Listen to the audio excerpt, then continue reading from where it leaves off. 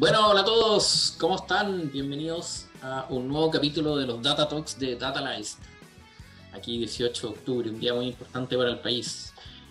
Hace un tiempo que no teníamos Data Talks. Y confírmeme por favor si estamos escuchando bien, dado que estamos estrenando plataforma Nueva Canción. Pero hace un tiempo que no tenía un Data Talk, un poco por la locura de septiembre. En septiembre no solo tuvimos el 18 con las fiestas patrias de Chile, sino que también hubo un evento muy importante en torno al plebiscito de salida de la nueva Constitución. Vamos a hablar un poco de eso en este capítulo. Pero estamos muy contentos de estar de vuelta y les preparamos un mega capítulo que de casualidad cayó el 18 de octubre. Para los que son nuevos en los Data Talks de Datalyzed, les contamos que este es un espacio de conversación con personas que admiramos, personas, empresas, startups que admiramos, para tener conversaciones en torno a tecnología y datos. En los capítulos pasados hemos relacionado estos temas en diversos ámbitos. Hablamos, por ejemplo, de periodismo de datos, hablamos de startups que están ayudando a combatir la crisis ambiental. Hemos hablado de cómo se ocupan los datos en la industria aeronáutica, incluso algunas startups que ocupan datos en el mundo del fútbol y en el scouting de talento. Pero lo que queremos hacer hoy día es un poco más relacionado a contingencia de Chile y en particular en cómo podemos aprender de algo que es natural, pero que no muchos de nosotros hablamos, que es el mundo de la ciencia de datos. Los modelos se equivocan, ¿cierto? Entonces, nada, hoy día tenemos un gran invitado. Yo, Eduardo, lo vengo siguiendo hace mucho tiempo y estoy muy contento que esté aquí con nosotros. Pero hoy día tenemos a Eduardo Graels Garrido. Él es actualmente profesor investigador del Departamento de Ciencias de la Computación en la Universidad de Chile. Lo vengo siguiendo hace tiempo cuando estaba trabajando en el Instituto de Data Science de la Universidad de Desarrollo, incluso en su aventura por Europa, ¿cierto? Pero en particular lo que queremos hablar hoy día es que Eduardo lleva mucho tiempo desarrollando predicciones en torno a votaciones políticas, ¿cierto? Y en particular hubo sus predicciones de votación en el plebiscito de salida no fueron del todo correctas, ¿cierto? Eso de alguna manera es un poco apabullado por algunas personas, pero la verdad es que los modelos predictivos, incluso los modelos de Machine Learning, tienen un nivel de error y tenemos que aprender a lidiar con eso. Y es un poco lo que queremos hablar hoy día. Entonces, nada, pues, Eduardo, muy bienvenido a este capítulo de los Data Talks. Hola, Perdón, justo apreté un botón sin querer y te sí, lo muteé. noté. Sí. Buenas tardes, ¿cómo están? Un gusto estar aquí, Matías. Nada, pues buena onda de tenerte aquí, pues, Eduardo. Bueno, quería partir hablando un poco, quizás desde tu perspectiva y dentro de la comunicación del evento compartimos tu post en torno a lo que ¿Ya? denominaste mi fracaso académico más grande, ¿cierto? Así es, sí. No sé si nos podéis contar como desde tu vereda qué fue lo que ocurrió y cómo está hoy día ya ha Sí, pasado un buen tiempo desde eso, pero cómo está hoy día en torno a todo esto. sí, bueno, tú comentaste que se equivocó algo el modelo, en realidad fue catastrófico el resultado del modelo, es decir, totalmente opuesto a lo que uno esperaría. Bueno, la historia de ese modelo y de ese resultado es la siguiente. Yo, hace muchos años, desde que estaba haciendo mi doctorado, me he dedicado a estudiar Twitter. En mi doctorado estuvimos haciendo casos de estudio respecto de distintos sesgos que afectan a la plataforma y a sus usuarios y usuarias. Por ejemplo, está el sesgo de la centralización de Chile. Entonces, tú sabes que Chile tiene cierta centralización, la población se concentra en Santiago, los recursos se concentran en Santiago, y ese sesgo en Twitter se expresa aún más. Pero hay otros sesgos, por ejemplo, que en Twitter hay más hombres que mujeres. Tú dices, en Chile la población es casi 50-50, es como 50,01, 49,99, ¿cierto? Ujú. Pero en Twitter hay 2 hombres por cada mujer. El doble. Entonces, el doble. Sí, entonces hay sesgos. Y hay otros sesgos, tal sesgo tecnológico, no todo el mundo accede a la tecnología de la misma manera. Entonces hay gente que no están representadas en Twitter. Y eso tiene relación con el problema del que vamos a hablar hoy día. Entonces Twitter, y en general las aplicaciones tecnológicas tienen estos sesgos, y yo me he dedicado a estudiarlos. Estudio lo que dice la gente, lo que siente la gente, y cómo ese sentimiento colectivo nos permite entender problemáticas sociales. Entonces yo hablé de la centralización, pero también hemos estudiado otros temas. Hemos caracterizado qué siente la gente respecto a la inmigración. O sea, es una colaboración que tenemos con Francisco Rowe de la Universidad de Liverpool.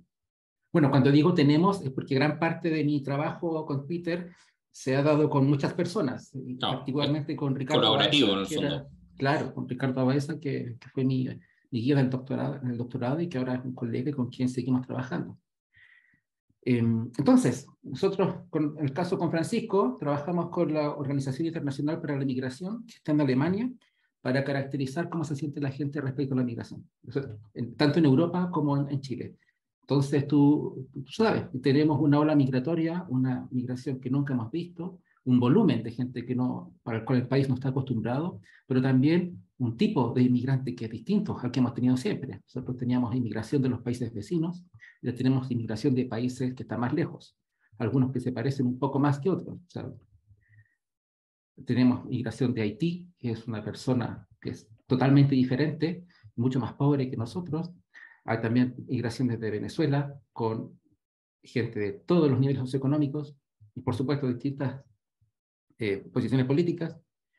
Entonces, al final, tenemos problemáticas sociales que queremos entender a partir de cómo la gente se expresa. Y en Oye, general, Eduardo, para hacer todo eso, perdón que te interrumpa acá, pero me parece sumamente interesante que va a conducir después a entender lo que pasó en la votación del plebiscito de salida. Pero, ¿cómo se hace eso de estudiar este sentimiento, por ejemplo, de la inmigración o del tema que sea a través de Twitter? ¿Cómo lo describiría en simples palabras la parte técnica de cómo podemos claro, estudiar ese sentimiento en redes para ahí sociales? voy. La gente expresa su opinión, reacciona a las noticias que suceden, a los eventos que hay. Entonces, la idea es leer esas reacciones, leer esos mensajes, leer las interacciones, a quién le haces retweet, qué información difundes, a quién le respondes, con quién te comunicas. Entonces, tú tomas ese texto y esas redes y puedes caracterizar el sentimiento de las personas.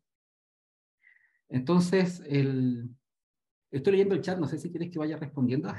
Entonces, Si queréis responderlo hagan, yo igual lo puedo traer, pero, sí, pero sí, es que, por pregunta por ejemplo, el aquí pájaro. me dice, Sí. claro, tanto me preguntan si hay mucho relleno, y claro, lo que pasa es que hay que dar toda esta explicación para explicar, para describir cómo podemos llegar a inferir la posición política de las personas Claro. a través de Twitter. Entonces, primero, vemos que en Twitter se discuten problemáticas sociales, ¿cierto? Vemos también que las personas usan la plataforma libremente para expresar su opinión. Entonces, eso te da señales que ya hemos validado en estos otros problemas, en la migración, cómo se sienten las personas en su viaje en metro, la centralización, cómo hablan sobre distintos temas políticos. Hemos hecho muchos estudios sobre las discusiones de aborto. Entonces, eso nos permite crear toda una batería de herramientas que toma el texto de las personas y las interacciones que hacen y también sus descripciones, como las cosas que ponen en su perfil, para clasificarlas en categorías. Por ejemplo, estoy de acuerdo con que haya migración o no quiero que haya migración. ¿Por qué? Estoy de acuerdo porque la migración es buena para la población. Diversidad cultural, ¿cierto? Pirámide poblacional, etcétera. Estoy en contra de la migración porque me siento amenazado o amenazada, porque la gente migrante va a tomar nuestros trabajos, ocupa nuestro espacio en el consultorio, etcétera. Y esto se puede generalizar a votación política. Las mismas señales que tú puedes leer para interpretar esas posiciones respecto a temas políticos o valóricos terminan siendo valiosas para saber por quién va a votar alguien. Y en este caso era la votación de apruebo y rechazo en el plebiscito. Nosotros aplicamos estas herramientas en el primer plebiscito, el año 2020, y cuando vimos nuestro resultado, nos daba el 78% apruebo y 22% rechazo. Y cuando vimos el resultado dijimos, esto no puede ser. O sea, tomamos los datos de Twitter, aplicamos el clasificador, hicimos una ponderación con el censo de los datos, porque como te decía, si hay 2 hombres por cada mujer, la posición de una mujer en Twitter debiese valer más que la de un hombre, Claro. para poder equilibrar esos pesos, ¿cierto? Asumiendo que la mujer que no está ahí piensa igual que la que sí está. Sí, ese es un supuesto. Ese es el supuesto que falló en esta ocasión. Entonces, hicimos los pesos y nos dio ese resultado. Y dijimos, esto no puede ser, es demasiado alto. Y la verdad es que estuvo muy cerca del resultado final. Entonces, entre que nos sorprendimos de lo cerca que estaba, y de cierto modo dijimos, mira, nuestro método estaba funcionando bien. Y después nos seguimos desarrollando cosas. Hicimos un detector de bots, entonces eso nos permitía cuantificar los bots, a qué lado están, a quién apoyan, qué mensajes difunden, etcétera. Esa batería de herramientas la hemos seguido aplicando y funciona muy bien.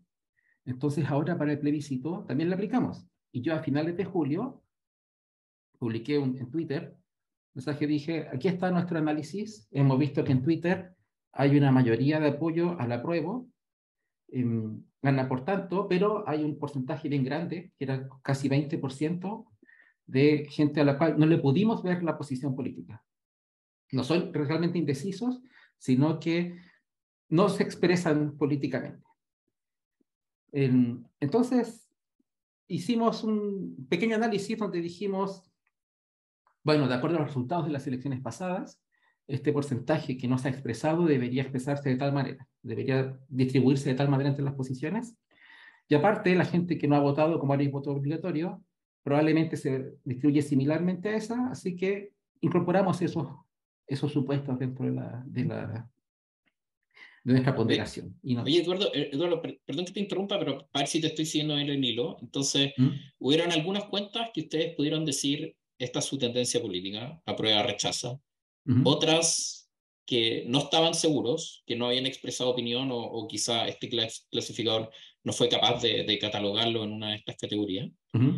Y asumieron que la nueva población que iba a votar, dado que era voto obligatorio, iba a votar, digamos, tanto las que no pudieron interpretar como la que no estaba, iba a votar parecido a lo que fue la elección pasada. Sí, Dale, perfecto. claro, claro, hicimos eso.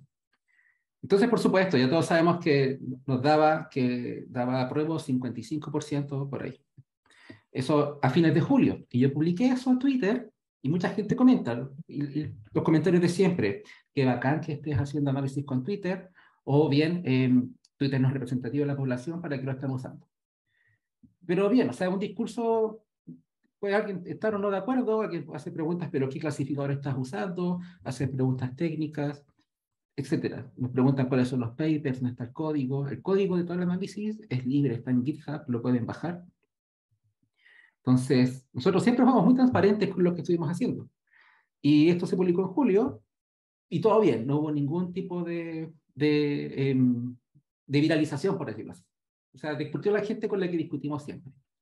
Sin embargo, en agosto, a fines de agosto, hicimos la extensión del análisis, como que actualizamos los resultados y nos pareció que había que hacerlo porque, bueno, hubo esta marcha gigante, ¿cierto?, del apruebo.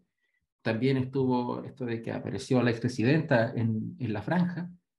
Entonces, nosotros pensamos, dije, bueno, han pasado cosas que ameritan que actualicemos nuestra predicción y nos dio este resultado del 55%. Ya lo publicamos y hubo mucha crítica al respecto. Oye, pero te da, no sé, que la Araucanía gana prueba, etcétera. Y cosas que quizás, habiendo tenido más sentido común, hubiesen llamado más la atención, pero creo que no lo tuvimos en ese momento, como que estábamos muy ansiosos por publicar los resultados. Entonces lo publicamos y se generó esta discusión. Y el punto está en que esta vez sí se viralizó y mucha gente nos comentó cosas. Y a mí en particular me empezaron a decir cosas que no tenían nada que ver con el modelo. Como que había, no sé, una intención política para influir la discusión, para que la gente del rechazo no vaya a votar, porque yo decía que ganaba prueba, pero las encuestas también decían rechazo. Pero recordemos que la misma encuesta CADEM, el fin de semana previo a la elección, dijo que había empate técnico. O sea, las encuestas, a pesar de que decían que tenían que rechazo tenía más votación que apruebo, al final no se la quisieron jugar y dijeron, no, hay empate técnico. Nosotros dijimos hay apruebo, y por supuesto, al final terminó siendo que hubo un error, se equivocaron los modelos, etcétera.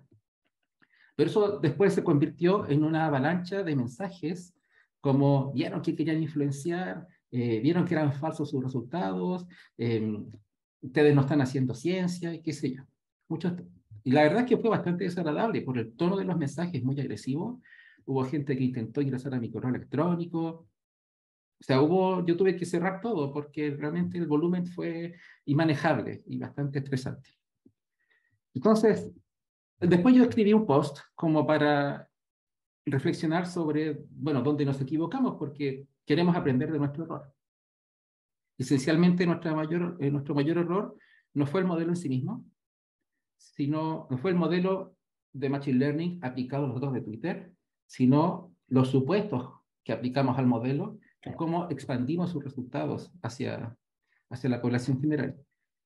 Algunas personas dicen, bueno, eso no es parte del modelo, pero lo cierto es que el modelo en sí mismo es toda esta maquinaria. O sea, el modelo de Machine Claro, Learning es parte de todo este modelo global de cómo claro. funciona la elección. Y ese modelo global no funcionó. Por supuesto que el modelo que se aplica a la población de Twitter sabemos que funciona. Si ya tiene años de trabajo, lo hemos aplicado a muchos temas, etcétera. Bueno, entonces yo hice este post y hice una especie de post-mortem y estaba esto de, bueno, no supimos ver cómo calibrar nuestros supuestos. Y ahí, claro, quizás entre que lo que decían las encuestas, que era lo opuesto, no lo sopesamos lo suficiente, y al mismo tiempo, estas otras señales que hablaban mucho del apruebo, quizás le dimos más peso del que tenían realmente. Entonces, como que Quizás no estaban alcanzamos sobre a representados. cuestionarnos, claro, y no logramos cuestionarnos que quizás había que pensar más esos supuestos. Pero otras cosas, como esto de la gente que te dice esto no es ciencia, y algunos yo le respondí por Twitter, de manera súper civilizada, ¿cómo que no es ciencia? Teníamos una hipótesis que era que se podía predecir los resultados con Twitter, y ajustando por el censo, hicimos un experimento, publicamos el resultado, nos dimos cuenta que no, así que ahora tenemos que sacar las conclusiones respectivas, pero eso es ciencia, aplica el método científico. Y lo otro es que hay gente que nos dice, esencialmente, vales callampa como data scientist, ¿cierto? Y lo cierto es que no, pues. O sea, si yo veo todas las cosas que he hecho, por supuesto que las que son públicas son los éxitos, son las cosas que han funcionado. Esos son los papers, pero los papers son los que te aceptan. Las patentes son las que te aceptan, el software es el que termina funcionando. Pero todos los intentos que hay detrás son invisibles para gran parte de la gente. Y muchas personas no saben que existen, no creen que existen, Claro. creen que una persona buena en lo que hace nunca se equivoca. Entonces, Y no es verdad eso, po. Al contrario, no, para nada, venimos a hablar de que estamos expuestos a errores todo el rato, de hecho. para nada. Entonces, y bueno, yo escribí este post y con eso como que reflexioné y dije, ya, para la próxima voy a tener cuidado en cómo la gente va a interpretar lo que publico de manera tan abierta y voy a tratar de bajarle el ritmo a las cosas políticas, porque el ambiente está muy caldeado. O sea, está todo demasiado tenso para meterse en ese tema si uno no está dispuesto a lidiar con, con ese tipo de reacciones. Claro. Oye, Entonces, oye, ¿mm? perdón que te interrumpa ahí, Eduardo, pero hay algo que quiero denotar de ti. O sea, como te digo, vengo siguiendo tu trabajo hace un buen tiempo. Y evidentemente había un clima súper polarizado, súper sensible todo lo que estaba ocurriendo, así que es una explicación a por qué pasa eso en Twitter, ¿cierto?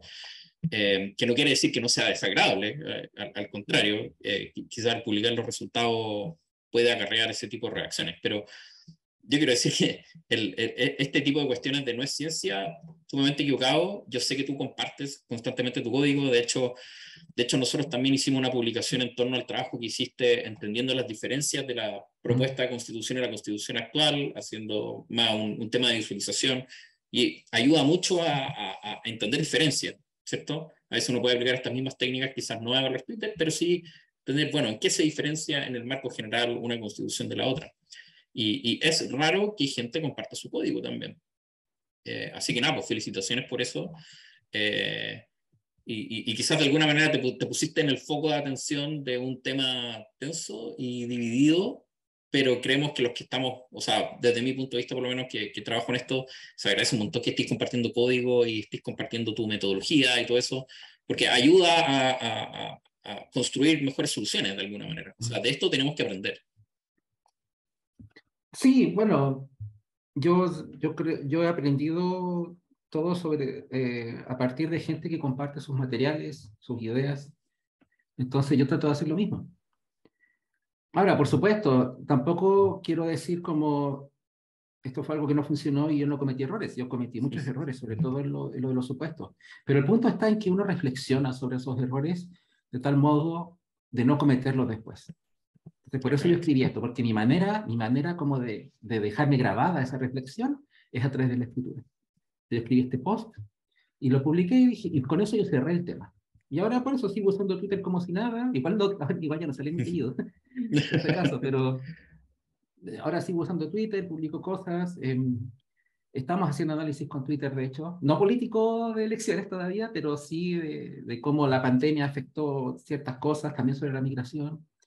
Entonces, seguimos trabajando.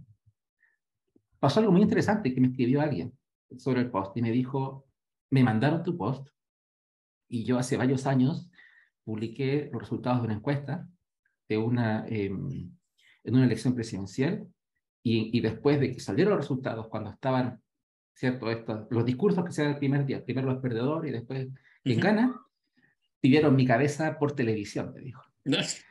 Claro, porque la encuesta decía otra cosa, de lo que, a pesar de que la encuesta la había acertado a quien ganaba, las proporciones de voto no estaban muy alejadas de las que terminaron siendo. Entonces, las personas que perdieron decían, no, pues la encuesta que publicó tal persona decían que nos fue mal, pero en realidad nos fue mucho mejor. Entonces, lo criticaban en televisión y todo eso. Y me decía, y la verdad es que ahora yo sigo trabajando en el tema.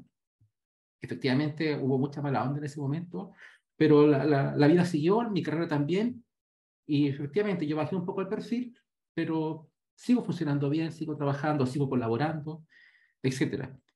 Y fue enriquecedor saber eso, o sea, saber que hay otras personas que también han pasado por esta experiencia de fallar y que después siguieron, que al final así es la vida, Así es la vida. no podemos dejar que un error nos marque. Sí, de hecho, Sin embargo, yo sí tenía el miedo de, bueno, ahora tengo que hacerle clase a mi estudiante en la Chile y ¿qué pasa si alguien me dice, oye, profe, pero no, sus modelos no funcionan? Entonces, bueno, ya tengo mi respuesta, pero son escenarios en los cuales antes quizás uno no se ve, porque el profesor, ¿cierto?, tiene esta imagen de autoridad, y la verdad es que yo no, trato de no cultivar esa imagen, sino que estamos todos al mismo nivel y yo soy un facilitador del aprendizaje. Sí, de todas maneras. De hecho, una de las frases que escribiste en este post, que adjuntamos también en la invitación de este capítulo, es: en la ciencia es normal equivocarse. Y la verdad es que así, un data scientist en una empresa también está sujeto a eso. Puede hacer una predicción de demanda para preparar el stock en inventario y se puede equivocar y la empresa puede sobrecomprar o subcomprar. Es la naturaleza de todo esto. Uno en el fondo trata de equivocarse lo menos posible. Y acá viene mi pregunta, en el fondo, ¿cuál es, y lo deslizaste un poco, pero me gustaría entrar un poco más en detalle, ¿cuáles crees tú que fueron los supuestos que gatillaron el nivel de error que hubo en esta predicción en particular? ¿Cuál crees tú, y volviendo quizá al post-mortem y yéndolo un poco más técnico, cuáles son las cosas que desde tu punto de vista fallaron en la predicción y qué cambiarías a futuro si tuvieras que volver a hacer este proceso? Bueno, una de las cosas que yo siempre digo en mi trabajo es que hay que colaborar con gente de la disciplina en la cual uno está trabajando. Por ejemplo, yo hago mucho de movilidad urbana y eso significa que hablo, converso, discuto, colaboro con gente de distintas disciplinas urbanas, arquitectos, ingenieros, ingeniería en transporte, etcétera, planificación urbana en general. Y el principal error fue que esta vez no hicimos esto, porque nos amparamos en el conocimiento que teníamos de antes. Entonces, si hubiésemos socializado más la idea con personas expertas en política, nos habrían advertido que quienes no votaban y que probablemente no habían votado nunca desde que el voto era voluntario, se iban a comportar de manera totalmente distinta a la gente que ya había votado. De hecho, si tú cuentas la cantidad de votos, el apruebo no cambió tanto respecto a antes. Lo que pasa es que la cantidad de votos nuevos que llegaron se fueron la mayoría al rechazo. Entonces, una persona de ciencias políticas no habría dicho el rechazo va a ganar, te lo aseguro, no habría dicho eso, sino que nos habría dicho este supuesto no lo puedes aplicar porque realmente nadie sabe cómo se va a comportar esa gente. Entonces no es tan sencillo como decir extrapolar el porcentaje de gente que había votado antes. Entonces, ese fue el principal error, esa Y, extrapolación.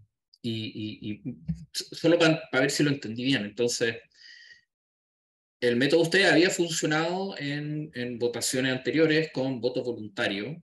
Acá Ujú. hubo un cambio sistemático en esta votación. Va a entrar una nueva masa de votantes y ustedes tomaron el supuesto, replicaron el supuesto que le estaba funcionando antes sobre esta Sí, nueva muestra. Y ahí es donde tú decís que un cientista político no te hubiese dicho ni apruebo ni rechazo, te hubiese dicho no tengo idea porque no sé qué va a pasar acá. claro, no sé qué va a pasar acá y lo cierto es que no puedes aplicar este supuesto. Podrías hacer simulaciones para distintas variables del supuesto. Y quizás ahí ya al menos podrías dar una noción de cuál es la Claro, confianza de tu un modelo. intervalo Pero veo claro, que pero está por acá. nosotros no, Mm. nosotros como que pusimos un número y asumimos que es el correcto, porque era el que nos había funcionado antes. Lo has puesto en muy buenas palabras que son más cercanas al negocio, pero en efecto, ese fue el problema. ¿Y ese fue el principal problema? ¿Fue el único o creéis que hubieron otras cosas? Bueno, mm, problemas hay varios de todo el asunto, pero lo que se refiere al resultado, yo creo que es ese. Yo creo que fue el no considerar que la población que no votaba era tan diferente a la que sí votaba. Pero en realidad yo sí creo que el modelo que se aplica a Twitter funciona. Tenemos muchas publicaciones al respecto, hemos tenido muchos casos de estudio. O sea, sabemos que ese clasificador funciona. Sabemos que puede, si tú, dado lo que tú escribes y con quién te comunicas, sabemos, dime con quién vas y te diré quién eres. Eso sigue funcionando. El punto es que no sabemos toda la gente que llegó nueva a votar. Claro, claro, no tenía información de todo el mundo. Oye, quiero traer una pregunta a Julio Silva que a mí también me interesa harto. Esto, en el fondo, ustedes ya tienen un modelo que anda, toman información de Twitter. ¿Cómo toman esa información de Twitter? ¿Es solo la API o hacen algo más? Hay varias maneras de recolectar información de Twitter. Em, Esencialmente está la Stream API y no sé cuál es el nombre, la normal, ¿cierto? La streaming tú estás constantemente escuchando. Tienes que decirle quiero escuchar, darle tus criterios de escucha, tus parámetros de consulta, no sé, todos los mensajes que tengan estas palabras, o que estén dentro de este país, o que sigan a estas personas, etcétera. Y eso lo estás escuchando. Entonces, todo lo que se va discutiendo te queda grabado. Y nosotros tenemos un robot desde el 2000, bueno, ya no, lo apagué el 4 de septiembre a las 23 horas, pero desde el 2019, de hecho antes, pero solamente guardamos el 2019, tenemos este robot que estaba constantemente escuchando la conversación en Chile. Entonces, eso te va guardando los tweets y después los puedes analizar hacia atrás, con toda libertad, pero solamente los que has descargado. Claro. O sea, no podéis ir a buscar Entonces, un set histórico de tweets, estáis escuchando y almacenando en algún repositorio para después trabajar con ellos. claro, entonces nosotros teníamos un set de keywords bastante general, así como nombres de Chile, nombres de políticos, eh, como temas, como lo que decía, migración, aborto, AFP, salud, educación, etcétera. Hilda pregunta si el streaming es gratis. Sí, es gratis. Lo que pasa es que el streaming tú lo puedes descargar todo lo que quieras, pero tienes que definir tu consulta. En la API de request normal, tú puedes preguntar lo que quieras, pero te entrega un volumen muy limitado de tweets y te deja ¿Ya? mirar solamente un pedacito hacia atrás. No sé cuántas semanas son, creo que son 2. Es que yo no uso esa API, por eso no le conozco los límites exactos. Entonces, no sé, si tú quisieras bajarte los tweets de Gabriel Boric, ¿cierto? Que está de moda ver los tweets pasados, la API te permite ver los últimos 3.200 tweets, no son todos. Y una persona que lleva muchos años en Twitter tiene mucho más que 3.000 tweets. Súper, Entonces, súper. pero teníamos este robot que estaba constantemente escuchando y así podíamos decir, bueno, la elección es en agosto, en septiembre, voy a estudiar desde mayo, abril, junio, julio, todo lo que se conversó ahí. Entonces, con eso tienes toda esa masa de contenido y después dice, bueno, necesito etiquetar datos, porque si quiero clasificar, Claro. tengo que poder decir quienes pertenecen a cada categoría. Y afortunadamente, para este tipo de estudios, la gente es muy vocal con sus posiciones políticas. Y de hecho, en Twitter, tú podías ver que en el nombre de usuario, la gente ponía Claro. apruebo o rechazo. Ponía un hashtag O, en el nombre de o un usuario. árbol, el emoji del árbol también Sí, denota algo. pero el árbol, mira, enseguida te hablo sobre el arbolito. Pero entonces, porque no es lo mismo decir en un tweet,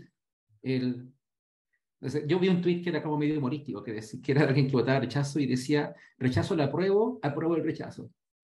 Entonces, ese tweet en realidad no tienes que ser una persona para entender la posición de quien emitió ese mensaje, porque es muy irónico. Entonces no puedes decir, si la persona dice rechazo, rechazo. O si usa el hashtag rechazo, rechazo. Pero si lo pone en su nombre, eso es casi como ir con una pancarta a la plaza y decir, esta es mi posición, etc. Y hay una fracción no menor de cuentas que usan esa pancarta en su perfil. Entonces, eso nos permitió tener un set inicial para poder empezar a entrenar o ajustar el clasificador. Por supuesto, las personas que usan la pancarta son las más vocales políticamente, y hay otras que no son tan vocales. Hay otras que caminan cerca de una marcha, por ejemplo, pero no llevan una pancarta. Y hay otras que desde sus casas dicen yo apoyo esto, pero tampoco lo van a la protesta, ¿cierto? Entonces había que ver cómo podemos llegar a esas otras personas que sí se expresan en Twitter, pero no son tan vocales como las demás. Entonces Exactamente. entrenamos primero el clasificador con las cuentas más vocales, porque ponían apruebo o rechazo en sus nombres de usuario, y después empezamos a ver con quiénes se equivoca este modelo, qué es lo que dice para las personas que no dicen apruebo o rechazo. Y ahí empezamos a etiquetar manualmente a cuentas, etiquetamos más de 1000 cuentas. Y después con eso el modelo funciona bastante bien. ¿A quiénes etiquetamos? En una mezcla de ver en quiénes se equivoca. O sea, tú puedes ver cuentas que tú sabes que son apruebo o rechazo, porque son muy mediáticas o porque quizás en otro medio expresó que era apruebo. Entonces tú ya tienes esa información y lo puedes aprovechar para incluir esa información en el modelo. O gente tomada al azar. Mira, el clasificador me dice que esta persona es apruebo, pero con una probabilidad de 0,55, o sea, Claro. justo sobre el borde. Entonces ahí nosotros podemos ver y decir, mira, realmente no es apruebo. Así que era rechazo. Entonces así el modelo va ajustando su clasificación. Oye, Y oye, ese Eduardo, proceso iterativo se hace varias veces hasta que ya nos damos cuenta que no mejoramos el resultado. correcto. Esta es mi interpretación con lo poco que sé de analizar redes sociales. En el fondo, uno entrena un clasificador que va a dar una tendencia política a la otra, apruebo o rechazo en este caso. El modelo va a estar muy seguro de algunos, muy poco seguro de otros, y ese es el numerito que estáis planteando, básicamente. Pero para entrenar ese modelo inicialmente, primero le tengo que mostrar datos etiquetados por alguien, o sea, tiene que haber una pega humana, de alguna manera, ¿cierto? Alguien que esté leyendo tweets y poniendo apruebo, rechazo, apruebo, rechazo, apruebo, rechazo, entendiendo esa dinámica. ¿Eso es algo que se hizo para esta elección particular o esto es algo que vienen desarrollando desde hace harto tiempo y en base a eso lo tienen calibrado? Bueno, tenemos varias reglas de decisión, pero como te decía, nosotros no partimos con un dataset etiquetado manualmente, sino que las personas que participan en Twitter, hay muchas que se autoetiquetan, porque se ponen esta etiqueta en el perfil, que dice yo soy apruebo, Claro, yo soy rechazo. ya, y esos son, o sea, los que son obvios porque tienen ciertas cosas que ustedes ya identificaron en sus perfiles, esos lo toman para entrenar este modelo. Sí, para la primera Perfecto, iteración. Entonces, por supuesto, pero esos casos son los más vocales. claro, Entonces, y después el modelo, a los que no son tan vocales, les va a dar probabilidades que no son tan altas. Y la idea es ir como ir viendo entre cuentas, nosotros por medios externos sabemos que tienen una posición política, y también cuentas al azar dentro de este grupo donde no está tan seguro, saber qué le dice el clasificador y agregarlo a nuestra lista de etiquetas manuales. Mira, esta persona antes decía que era apruebo o era rechazo, pero en realidad no lo decía con seguridad y efectivamente estaba equivocado. Así que para la próxima iteración tienes que saber que esta persona sí es rechazo o sí es apruebo. Perfecto, Ese proceso, eso lo hacemos de manera iterativa, hasta que perfecto, ya los ejemplos no son tan claros. Entonces ya el clasificador ya funciona lo mejor que puede. perfecto, Entonces perfecto. efectivamente es un proceso bastante manual, no es para nada automático y toma tiempo. No tiempo, pero por eso también por eso digo que tenemos mucha confianza en ese modelo, porque al final no es algo que no es apretar un botón nomás, sino que efectivamente No, tiene mucho correcto. trabajo que estamos verificando constantemente cómo funciona. Por aquí preguntan en el chat si importa la cantidad de seguidores. Lo cierto es que la cantidad no nos importa mucho. Es más De- bien con quién interactúas, con quién interactúa una cuenta. No solamente a quién le hace retweet, sino a quién le responde y cuánto le responde. y la intención de lo que responden, ¿cierto? O sea, yo, Claro, es yo que, le, por le puedo ejemplo, responder a Boric, te amo, y le puedo responder el weón, weón, weón. Y son cosas complejas para un modelo interpretar si es una afirmación positiva o negativa contra una persona, ¿no? claro, sin embargo, la cantidad de esos mensajes sí es importante. O sea, ya por ejemplo, el retweet dice mucho. Si tú le haces retweet a alguien, es casi seguro de que estás de acuerdo con esa persona. Claro, Tú le puedes responder a Boric a un tweet con este GIF de esta señora que dice grande presidente, etcétera. Pero alguien que está en contra de Boric le responde todos los tweets. Entonces, si es que estás de acuerdo o no, lo estoy haciendo como ejemplo, le vas a responder un uno o dos, pero las personas que están en contra le responden todos, así como todos le dicen, no, merluzo, renuncia, etcétera. Entonces, la cantidad también de tus interacciones también dice muchas cosas. Y por supuesto, también lo que dice el perfil de las personas también dice mucho. O sea, de repente alguien, no sé, alguien quizás no dice rechazo, pero sí dice en su perfil, soy patriota. Pues sabemos que el movimiento patriota también es rechazo. Y el clasificador encuentra estas cosas. Y de hecho encuentra lo que tú mencionaste, el arbolito. Después dice, ah, mira, si tiene arbolito, es más tirado a esta posición que esta otra. Si tiene la bandera chilena, es más tirado a esta posición que esta otra. Entonces, la verdad oye, es que oye, funciona bien eso. sí, sí, o sea, a mí me parece demasiado entretenido y hay casos emblemáticos, como para los que están acá, bueno, se habló mucho en el Brexit, en las campañas de Trump también, como de este tipo de análisis como para tirar mensajes personalizados a ciertos tipos de población. No es de lo que queremos hablar hoy día, pero un tema bien estudiado. Pero sí me interesaba y iba a tocar esto del número de seguidores y lo que responden, porque me suena que eso ayuda más a identificar bots, ¿o no? O sea, tienen un modelo que ayuda a identificar sentimiento de una persona, si es apruebo o rechazo, pero hay otro modelo, me imagino, que ayuda a identificar a esta persona, esta cuenta, es un bot o no y la tengo que considerar o no. ¿Cómo lo Claro. hicieron ahí? Hay varios modelos, de hecho, en todo este modelo pipeline global. Está el modelo de la posición, también hay un modelo de relevancia, es decir, que clasifica, usando la misma tecnología y las mismas features, que clasifica si esta cuenta en realidad es spam o no, si es ruido o no.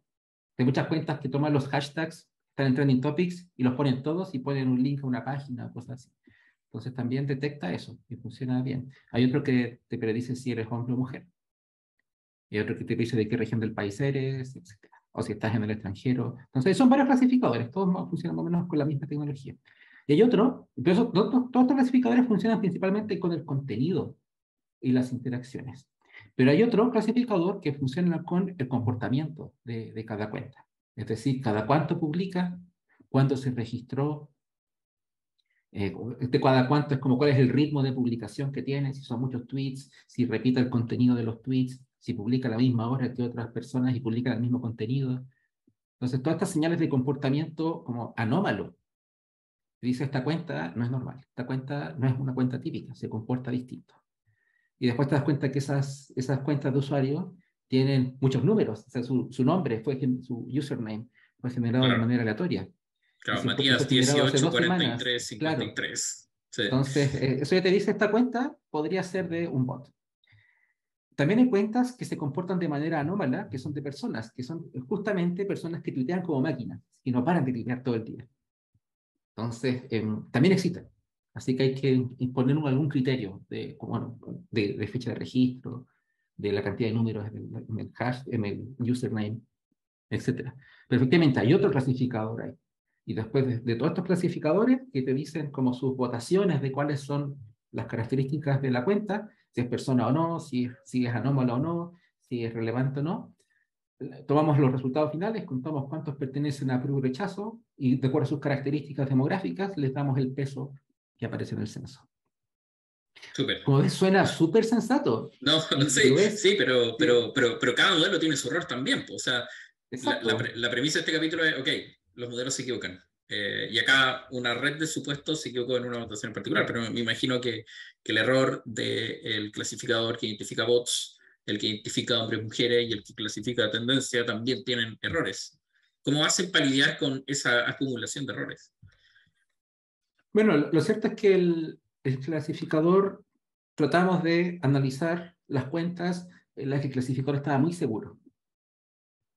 Entonces, tú sabes que el clasificador siempre te va a dar una respuesta, pero uno puede usar alguno que te dé una noción de la confianza que tiene en su respuesta. Entonces nosotros usamos en uno que está basado en árboles, un XGBoost.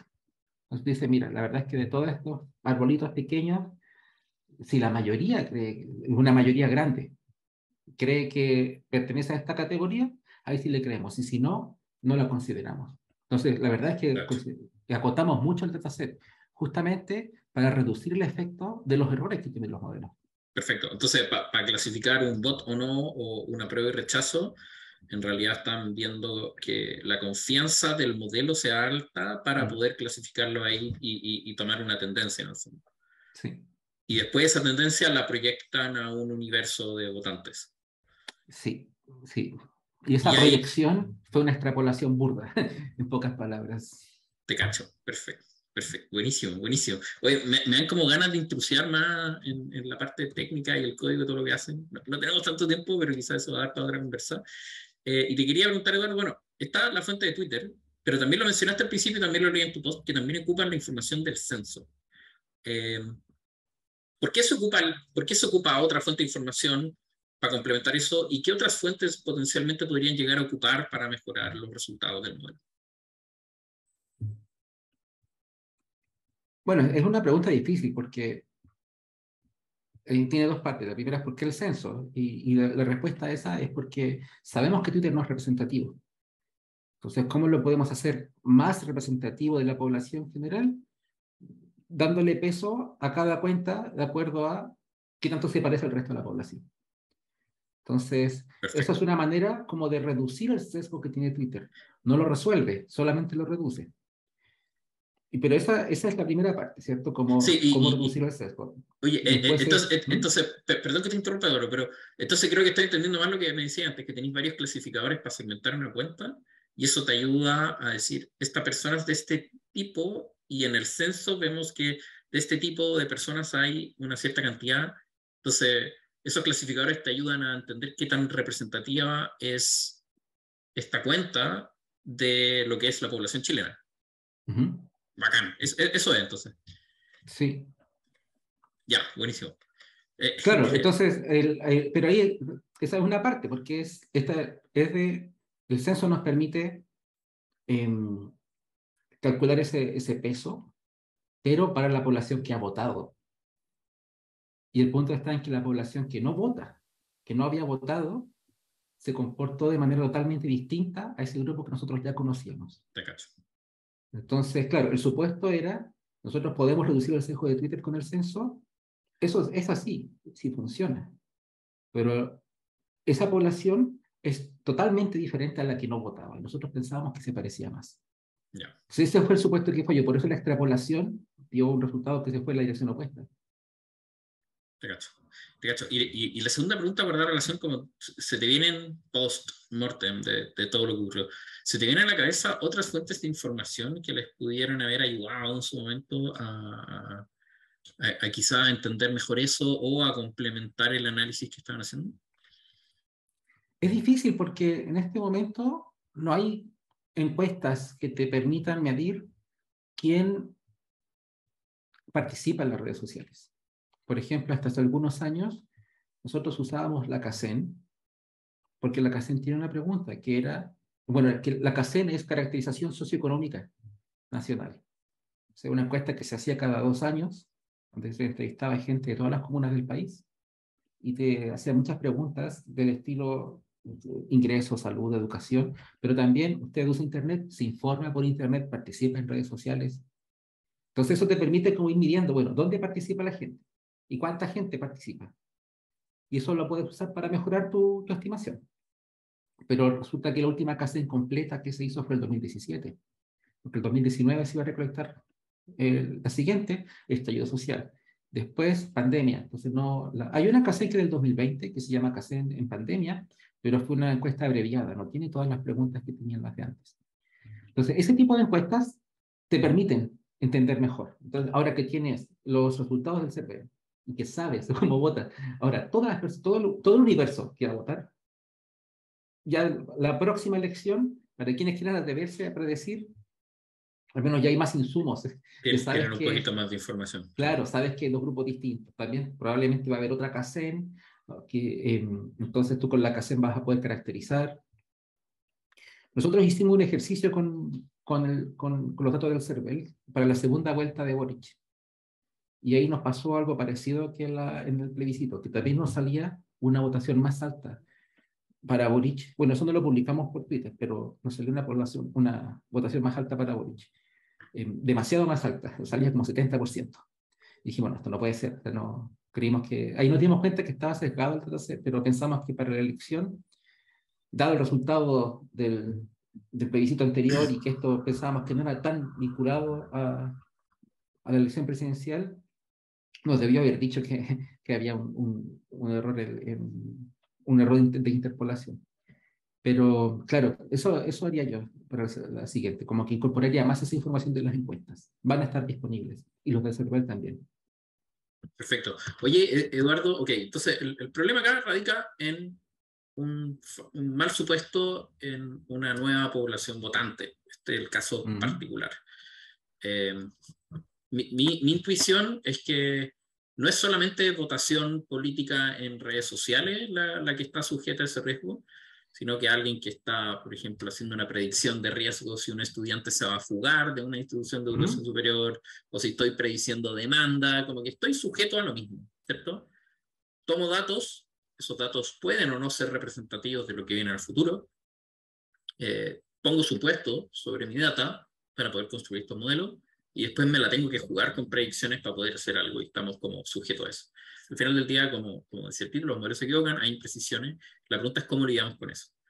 Y la pregunta que te quiero hacer asociado a todo esto es, ¿qué aprendizaje te lleváis de todo esto como en la forma de lidiar con esas imprecisiones? Porque puede ser que mañana tengamos otra votación que también cambia de alguna manera.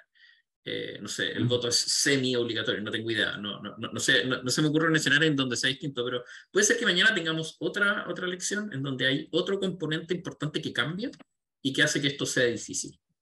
Y en ese escenario, ¿qué harías distinto o qué aprendizaje, qué recomendación harías para alguien que está tratando de hacer predicciones? Mira, te voy a contar una experiencia que estamos haciendo ahora.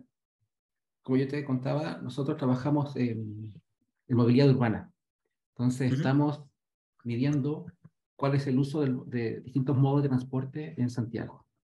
Porque la última medición se hizo en 2012. Del 2012 hasta ahora ha cambiado la población de la ciudad, hay nuevas estaciones de metro, hay nuevas autopistas, estallido social, cambió la configuración de la ciudad, trabajo remoto, o sea, hay muchos factores, ha aumentado el parque vehicular, hay muchos factores que han cambiado la distribución de uso de modos de transporte en la ciudad. Entonces, tenemos un modelo que toma datos de telefonía móvil, registros de telefonía móvil, y infiere cuánto se usa cada modo de transporte. Y ese modelo, si tú lo aplicas solamente a los datos de telefonía, te da un resultado muy distinto a si lo aplicas como fusionado con un dataset, con un estimado previo que provenga de otro dataset de esa distribución. Entonces, ahí te puede pasar, nos ha pasado exactamente lo mismo que ahora. Da un resultado que quizás no se parece en nada al real. Si tú ves cuántas aplicaciones si están instaladas en los teléfonos, tú pensarías que el 50% de la gente utiliza Uber. de manera regular para ir al trabajo. Nosotros nos enfocamos en el viaje al trabajo, porque es como el viaje más común de la gente, ¿cierto? Rutinario, todo el mundo tiene que ir al trabajo, al estudio, etcétera.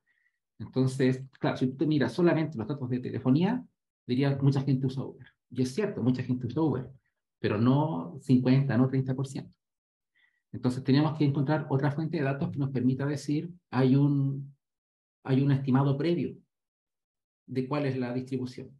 Ese sería el primer cambio que yo haría para la predicción política. ¿Cuál es el estimado previo? Y quizás ese estimado previo podrían ser las encuestas. Las encuestas es un estimado, es una medición. Podrías tú tener una opinión de las encuestas no sirven para nada, están guiadas, etcétera, pero es un estimado previo. Por ahí puedes partir. Si tu modelo después te dice que a partir de ese estimado, en realidad igual se mueve para abajo o para arriba, yo le creería más en ese caso. Entonces, empezamos a ver los datos del INE. Y el INE tiene como la cantidad de permisos de circulación, tiene también por comuna, por año, tiene también la cantidad de uso de VIPs en el metro. No en los micros, pero sí en el metro. Entonces te muestra cuánto ha bajado el metro, el uso, a pesar de, y tú ahí ves claramente el efecto del estallido social de la pandemia. Claro. Entonces, eso ya te permite empezar a decir, ok, entonces, en el metro se observa tanto menos actividad que antes, es decir, ha bajado el uso de transporte público, pero al mismo tiempo tú tienes la evasión, y hay una medición de la evasión de la misma época que decía hay 35% de evasión. Entonces, con eso tienes un primer estimado, y con eso sabes cuánto ha bajado el uso de transporte público, en la primera estimación. Tienes también la cantidad de permisos, entonces, tú sabes que ha subido el estimado del uso de autos. Tú también sabes que muchos de esos autos se compraron para hacer Uber o Cornershop o otras aplicaciones, porque mucha gente está trabajando en eso. Entonces ahí tienes que ir como ponderando y efectivamente tienes que atreverte a poner un número. Es decir, yo creo que 10% de esos autos son para aplicaciones y creo que de la gente de esos autos nuevos hay un 50% que es para renovar su auto. Entonces, claro, aumentó el permiso de circulación, pero no todos son viajes al trabajo. También tienes que decir, sé que hay más delincuencia y sé que hay más trabajo remoto. Entonces, que haya más delincuencia significa que ahora la gente va a preferir irse más en taxi, si puede, que irse en bicicleta o a pie, por decir algo. Entonces, ahí tienes que jugártela con un estimado previo. Y cuando este estimado previo le aplicas después tu modelo, te da un resultado que es mucho más cercano a la realidad. Y que mucha gente te va a creer, porque va a decir, partiste de este modelo, de este prior, ¿cierto? De esta estimación previa, y la actualizaste. No es que hayas sacado una de la manga con tus datos, sino que la actualizaste utilizando información real que supuestamente que tiene sus problemas, pero es la información que se utiliza para la toma de decisiones. Genial. Entonces yo partiría con eso, con las encuestas. Buenísimo. Entonces, la extrapolación a lo que nos estáis contando es, hay un cambio sistémico, trata de buscar otras fuentes de información en que podamos traer supuestos que nos ayudan a comprender cuáles fueron esos cambios. Es un poco el genérico, ¿cierto? Bacán. Como para complementarlo, nosotros en Datalyst trabajamos hartos con proyectos de predicción de demanda. Hay empresas que necesitan conocer su demanda futura para planificarse, ¿cierto? Y la pandemia, los encierros, sobre todo por el COVID, generaron una locura en cambios de tendencia, ¿cierto? De hecho hay como memes en torno a eso, como data scientist diciendo, así era mi dataset con una tendencia súper marcada, y de repente la cuestión se fue a la cresta y uno como que tiende a borrar el 2020, parte del 2021, tomo el 2019, pero había un crecimiento económico, ¿cómo puedo extrapolar eso? ¿Cierto? Y efectivamente uno lo que trata de hacer es tomar cada pedacito de nueva información para entender la nueva dinámica, pero uno está sujeto a error todo el rato, ¿cierto? Desde mi punto de vista, tú que estás en un rol más académico, como tienes harto espacio para repensar esa estructura que uno va a intentar como para replicar lo que puede ocurrir, ¿cierto? Y estás lleno de supuestos y validando hipótesis, y hay errores y hay que ir solucionando eso. El contexto empresarial a veces es como más choque, te vaya a equivocar, y hay que lidiar con eso y hay que aprender rápido. Esa es como una recomendación que le damos harto a la gente con la que trabajamos. Bueno, buenísimo. Oye, aprendí un montón de cómo funcionaba todo lo que hicieron. No sé si hay algo con lo que quieras cerrar en torno a esto del... Sí, bueno, siguiendo para cerrar el ejemplo que di recién, también necesitas alguna fuente externa que quizás no sea completa, pero que te permita validar tu resultado. Y nosotros encontramos que en la DTPM, que es la Dirección de Transporte Metropolitano, ellos publican cada año la cantidad de tarjetas VIPS del sistema completo de transporte público. Entonces, nosotros dijimos, teníamos los datos del metro, que no son tan completos como los de la DTPM, pero los de la DTPM nos permiten validar. ¿Por qué? Porque el metro era solamente la cantidad y la DTPM te dice, esta es la cantidad de viajes a esta hora. Entonces, nosotros los resultados de nuestro modelo comparamos la variación del transporte público con la variación de la DTPM en el mismo periodo, de 2012, en este caso los datos que estamos mirando son del 2020, hasta el 2020. Y esa validación nos permitió ver cuánto se equivocaba el modelo. Por supuesto, la primera vez que lo validamos no funcionó, pero pudimos ver dónde se equivocaba. Pudimos ver, en estas comunas, el modelo está diciendo algo opuesto a lo que nosotros creemos que pasó. Entonces, está diciendo, en Vitacura subió el uso de transporte público. Pero Vitacura es una comuna que usa principalmente auto. ¿Por qué? Y tienes que empezar a tener hipótesis de por qué pasa eso. Y nos dimos cuenta que es factible que haya subido el uso de transporte público en Vitacura. Quizás no a la magnitud que decía el modelo. ¿Pero por qué es factible? Porque en Vitacura hay mucha gente que tiene un trabajo que le permite hacer trabajo remoto. Entonces, el 2020, en marzo, cuando comienza la pandemia y después de los efectos del estallido social, mucha gente trabajando remoto. Por tanto, en cambio, quienes no tienen trabajos, tienen trabajos que tienen que ser presenciales, probablemente sean en transporte público. Entonces, la fracción de los viajes sí había aumentado en Vitacura. Bueno, ahora nos dimos cuenta que no es que haya aumentado, sino que disminuyó menos que el resto. Claro. Entonces, tenemos que pensar, bueno, ¿qué dataset nos permite incorporar ese factor en el modelo? Porque no están los datos que estamos mirando y no está nuestra información previa. Y había que encontrar uno. Y fue así como llegamos a la CACEN 2020, que tiene para cada comuna cuál es la distribución de profesiones.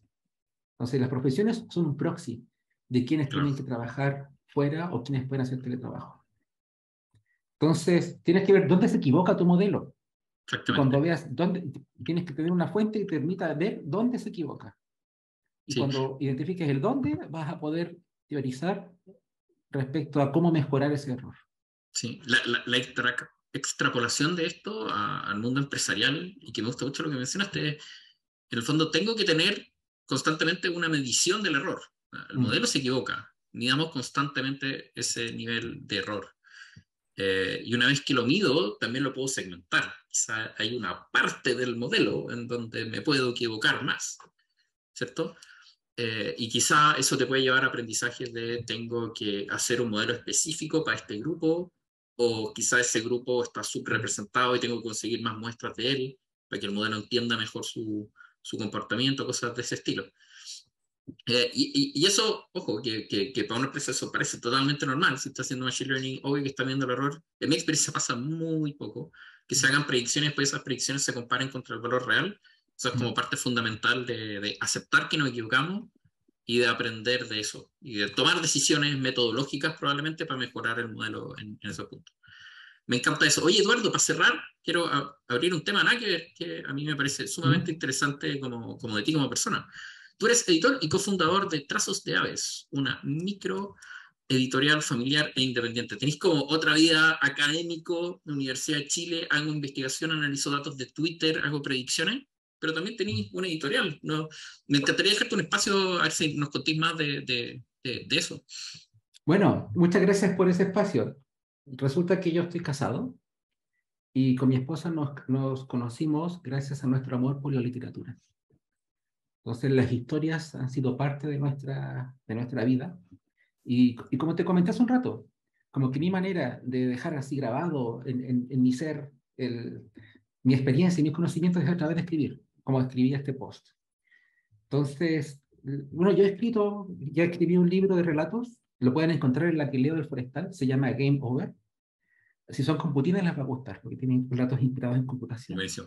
Mi esposa también tiene un libro de relatos publicado, y nos dimos cuenta que queríamos hacer algo juntos. No solamente publicar nuestros libros, sino hacer algo juntos.